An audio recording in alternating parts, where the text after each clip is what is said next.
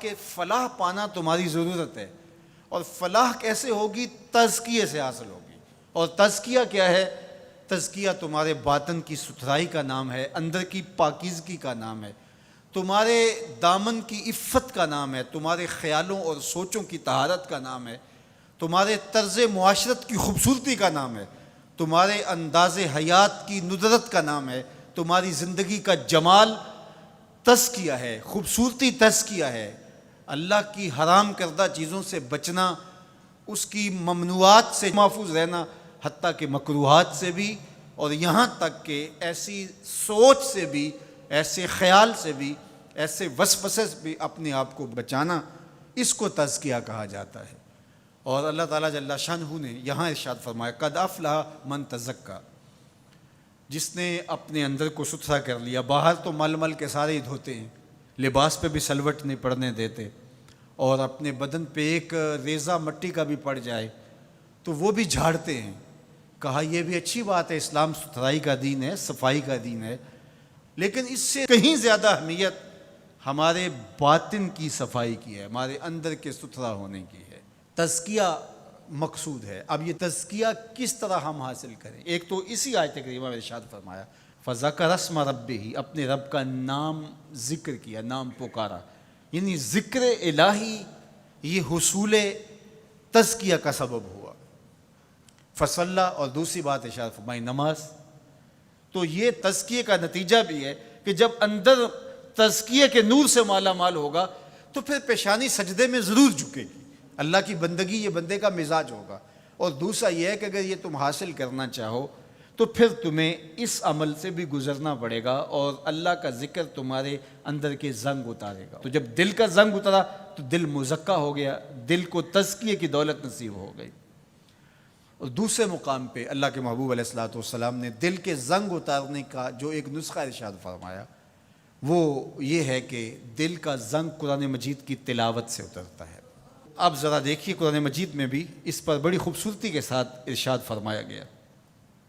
حضرت ابراہیم علیہ السلام کی جو دعا ہے ربنا وابعث فیہم رسولا، ابراہیم علیہ السلام اللہ کے گھر کی تعمیر کر چکنے کے بعد عرض گزار ہوتے ہیں کہ مالک تیرے گھر کی تعمیر کی، یقیناً تو اس کا بہتر صلہ عطا فرمائے گا، تو اپنی جناب سے جو اجر اور صلہ عطا فرمانا چاہتا ہے اس میں سے میری چاہت یہ ہے کہ تو وہ رسول برحق مبعوث کر دے جو ان پر تیری آیات کی تلاوت کرے۔ اور اس دعا کا ذکر اللہ تعالیٰ نے قرآن مجید میں کیا، اور جس مقام پہ دعا کی اس مقام کو بھی محفوظ رکھا۔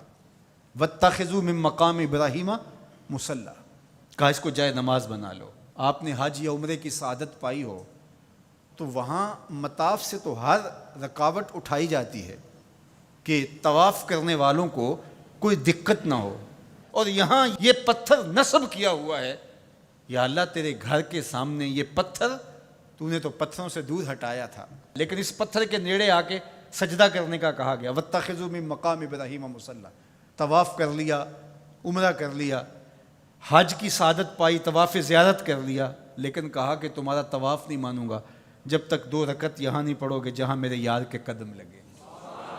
یا اللہ تیرے گھر کا طواف ہو گیا، کوئی کسر رہ تو نہیں گئی تھی؟ کہا محبت کی بولی جانتے ہو تو یار کا ڈیرا اچھا لگتا ہے، اتنی دیر تک تمہارا طواف ہی قبول نہیں جب تک یہاں ماتھا نہیں رگڑو گے جہاں میرے یار کے، میرے خلیل کے قدم لگے۔ اب وہاں پیشانی رگڑائی جا رہی ہے اور وہاں ماتھا رگڑا جا رہا ہے۔ کہا یہ مقام ابراہیم ہے، یہ عزت کا مقام ہے، اس پتھر کے نیڑے لایا جا رہا ہے۔ وہ بھی پتھر ہے، کالے رنگ کا پتھر ہے، لیکن اس کو چومنے کی تلقین کی، ادب سے چوما جا رہا ہے، عقیدت سے چھوا جا رہا ہے، پیار سے دیکھا جا رہا ہے۔ میں نے بوڑھے اشخاص کو بھی دیکھا کہ ہتھیلیوں پہ جان رکھ کے پتھر کو چومنے کے لیے بے چین ہے۔